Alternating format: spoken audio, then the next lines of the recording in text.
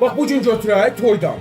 Adi toy olur da. Belə çıxır ki, biz o toyu kimlərinsə şotuna edirik. Ya qardaş, bax mən özüm də bax dünənləri toyda olmuşamsa, elə gün olur ki, bir nəfərə ay ərzində 10 dənə dəvətnamə gəlir. 10 dənə dəvətnamə. O yazıq necə getsin? Getməyəndə də həmin o toy yəsi inciyir. Hə, deyir gəlmir. Yaxşı, bu necə gəlsin? Vəziyyət pisdir, hər adamda o pul yoxdur. Qardaş, toy edirsən, götür özün xərcini. O xərc nədir? O yemək alırsan toyda, nə yemək versən, onun pullarını yığ. Məsəl üçün, bir il ərzində bilirsən ki, sabah qızıma, oğluma toy edirəm. Bir il ərzində o pulu yığ, get Şadlıq Sarayına danış, həmin o yeməklərdə öz pulunu al, bu cəmaət rahat şəkildə gəlsin toyunda da iştirak eləsin. Yoxsa sən oraya xərc yazsan, məsələn, adı götürək Bakıdan. Hə, bir nəfər üstü 70 manatdır. 2 nəfər gəlirsənsə 140 manat.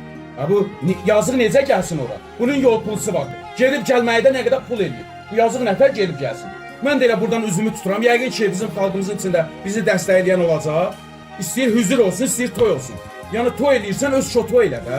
Durum mən məsəl üçün toy edirəmsə bu günlər, kiminsə o atdığı pula görə eləyirəmsə, o onda belə çıxır ki, kimlərinsə şotuna mən toy eləyirəm.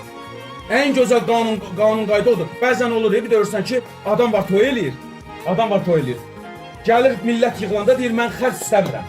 Xərc haqqında bir şey olmur.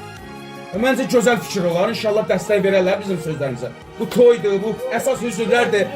Bəli. Bizdə də görsən ki, elə adam var, mən salavatlının da pulunu verəcəm, pulu da verəcəm, partidir, salavat pulu yığılmır. Yox, bax, ne edirik, ana, özümüz edirik. Millət olaraq özümüz edirik.